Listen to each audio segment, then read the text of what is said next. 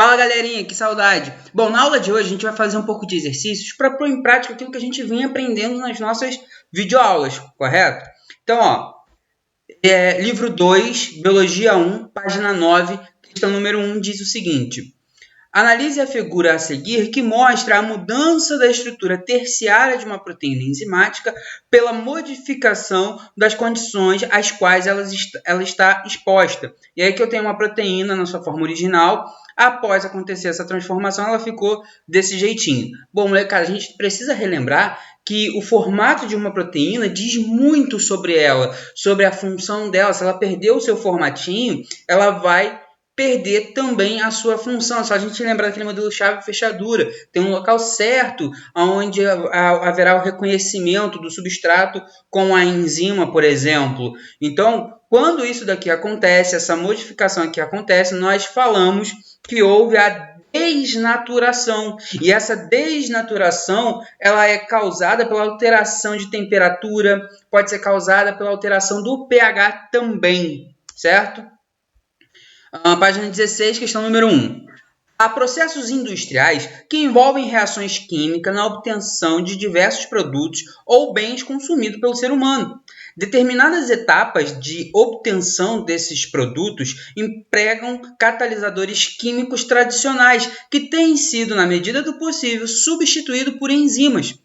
Em processos industriais, uma das vantagens de se substituírem os catalisadores químicos tradicionais por enzimas decorrem do fato de que estas serem, vamos lá, letra A, consumidas durante o processo? Não, as enzimas elas não são consumidas durante a sua função. Por exemplo, se a função da enzima é quebrar glúten, ao quebrar o glúten, a enzima não vai simplesmente morrer ou desaparecer do mapa. Pelo contrário, ela fica lá normalzinha, novinha, para fazer com outra molécula de glúten a mesma coisa.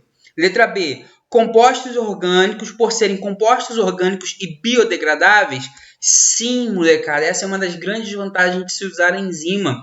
A gente joga esse poluente em alguma estação aí de tratamento e dá para ser purificado de uma forma mais simples, porque ela é biodegradável, sei lá, através de uma bactériazinha, não sei, um protozoário, algum sistema lá que vai facilitar a remoção desses catalisadores, diferentemente dos catalisadores químicos tradicionais, ao qual é muito mais difícil de se remover, tudo bem?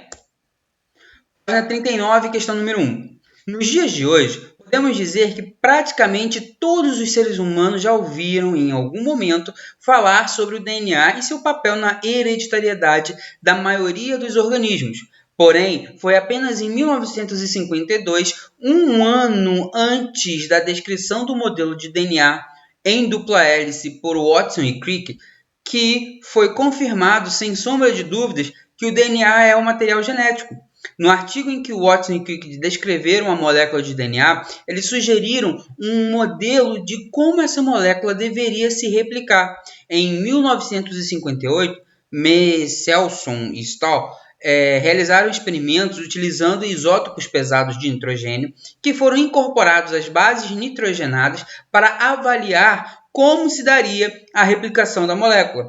A partir dos resultados, confirmaram o modelo sugerido por Watson e Crick, que tinha como premissa básica o rompimento das pontes de hidrogênio entre as bases nitrogenadas. Considerando a estrutura da molécula do DNA e a posição das pontes de hidrogênio na mesma, os experimentos realizados por Michelson e Stahl a respeito da replicação dessa molécula levaram à conclusão de que, bom, molecada, a duplicação do DNA ela é conservativa, semi-conservativa ou não é conservativa nenhuma? Ela é semi-conservativa. Eu falei disso várias vezes para vocês. A replicação do DNA ou duplicação do DNA é do tipo semi-conservativo. E isso quer dizer que as fitas filhas são uma fita do DNA mãe e uma fita que foi recém-produzida, recém-sintetizada. Belezinha? Isso que quer dizer semi-conservativa. Página 41, questão número 9. No livro sobre genoma humano recentemente lançado no mercado, há uma explicação de como os genes estão distribuídos no genoma.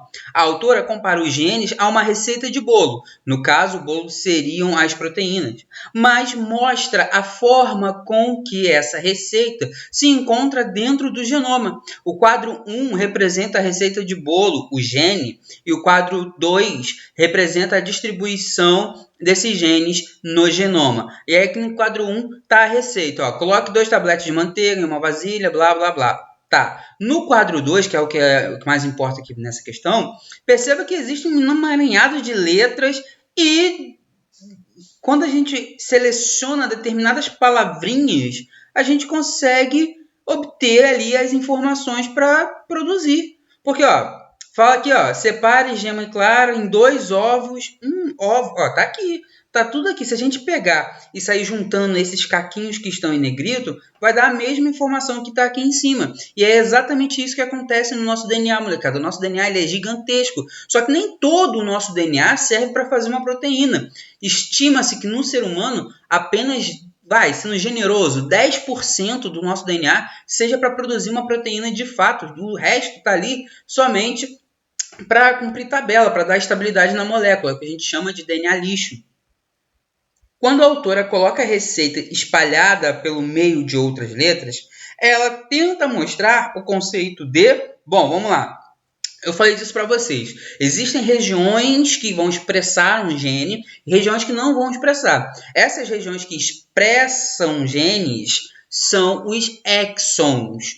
E os que não expressam são os introns. Lembram-se do splicing, que é a remoção desses introns? Conforme eu removo esses introns, eu faço novas combinações, beleza? E aí eu consigo fazer mais tipos de proteína com um DNA menorzinho.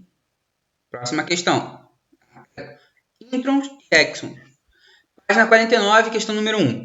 Lobos da espécie Canis lycaon, do leste dos Estados Unidos, estão intercruzando com coiotes Canis latrans. Além disso, indivíduos presentes na borda oeste da área de distribuição do Canis lycaon estão se acasalando também com os lobos cinzentos Canis lupus. Todos esses cruzamentos têm gerado descendentes férteis. Molecada. Nós sabemos que o conceito de espécie é o seguinte: eu pego 2 indivíduos aparentemente semelhantes ou não, pego 2 indivíduos, acasalo esses 2, certo? Ao acasalar, o filhote é fértil, beleza. Eu vou dizer que esses 2 indivíduos são da mesma espécie, beleza?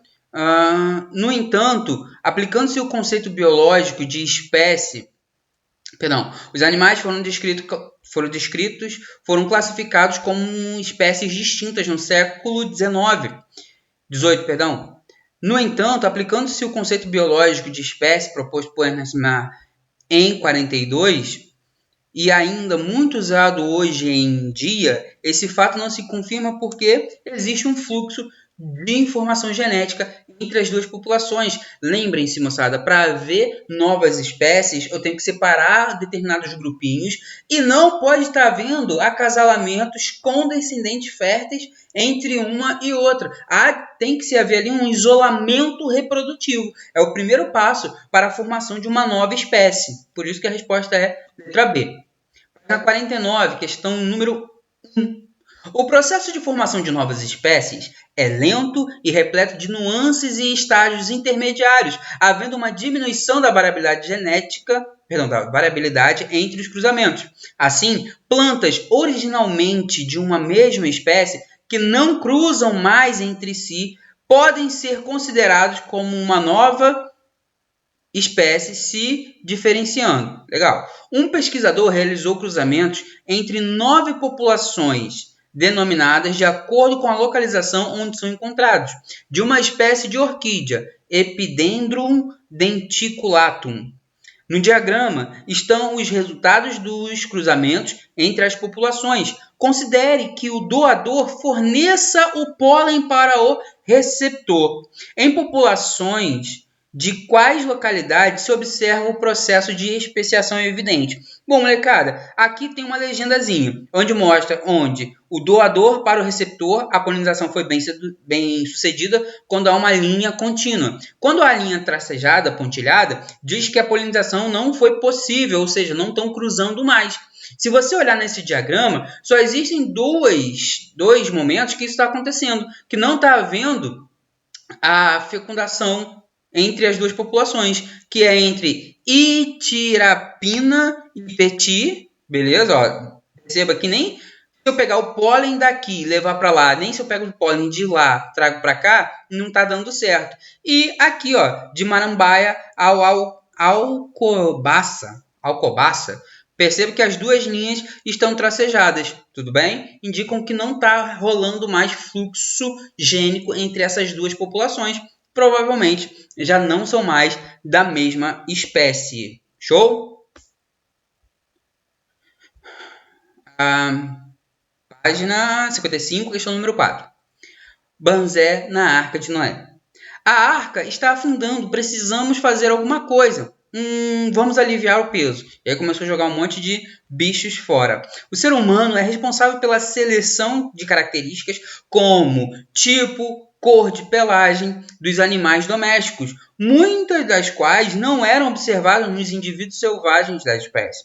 Cientistas das universidades de Uppsala, Suécia, e Durham, no Reino Unido, explicam que o ser humano selecionou de forma ativa e proposital os animais domésticos com pelagem curiosas, beleza? Isso realmente acontece. A gente estava trabalhando isso lá de seleção artificial. Quando o ser humano for selecionando, escolhendo ali as características, eu vou dizer que é uma seleção artificial, belezinha?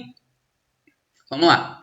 Foram introduzidos, página 57, questão número 10. Foram introduzidos em 2 frascos que contêm o mesmo meio de cultura quantidades idênticas de um tipo de bactéria. Após algum tempo de incubação, adicionou-se a apenas um dos frascos um antibiótico estável, de uso frequente na clínica e cuja concentração não se modificou durante todo o experimento. O gráfico abaixo representa a variação do número de bactérias vivas no meio de cultura em função do tempo de crescimento bacteriano de cada frasco. Legal. Aí ó, note o seguinte, quando eu fui sem o antibiótico, a minha população cresceu até se estabilizar, beleza? Até alcançar ali a capacidade limite do ambiente. Quando eu joguei o antibiótico no outro frasco, note que houve uma descendência grande aqui, né? Deu uma decadênciazinha aqui na linha e depois voltou a subir, beleza? A observação do gráfico permite concluir que no frasco em que se adicionou o antibiótico, ocorreu uma grande diminuição no número de bactérias, em seguida um aumento em seu crescimento. Segundo a teoria da evolução neodarwiniana, o fato observado nos frascos com antibiótico tem a seguinte explicação. Bom, por que aqui caiu e depois voltou a subir? Simples, molecada. A dose usada de antibiótico eliminou as bactérias mais simples, as mais frágeis, as mais sensíveis à toxina e deixou as mais resistentes. Essas mais resistentes voltaram a crescer. E aí, essa população aqui ó, é bem mais resistente ao antibiótico do que a população daqui de cima. Tudo bem? É aquilo que eu sempre falo para vocês. Quando o médico fala para vocês fazerem um tratamento com antibiótico de 10 dias, é para vocês tomarem o medicamento por 10 dias, para garantir que os micro-organismos ali que está causando a sua doença foi eliminado totalmente. Porque se você toma ali, sei lá, 5 dias, 6 dias, você matou as bactérias, vamos supor uma pneumonia, você matou as bactérias mais sensíveis ao medicamento, certo? Houve uma baixa, deixando quem? Deixando só as mais resistentes. Se você não continuar o tratamento até o fim, é provável, é possível que haja alguma bactériazinha ali um pouco mais resistente ao antibiótico. E aí ela volta a crescer, se multiplicar. Quando você vê que a doença está voltando, se você usar o mesmo antibiótico na mesma dosagem, não vai fazer mais tanto efeito assim. Bom, espero que vocês tenham curtido a aulinha de hoje. É sempre bom praticar aquilo que a gente vem aprendendo para manter a gente em dia com o nosso raciocínio, para a gente ficar bem esperto aí pro Enem, molecada. Beijão, tô morrendo de saudade de vocês. Não vejo a hora disso tudo passar.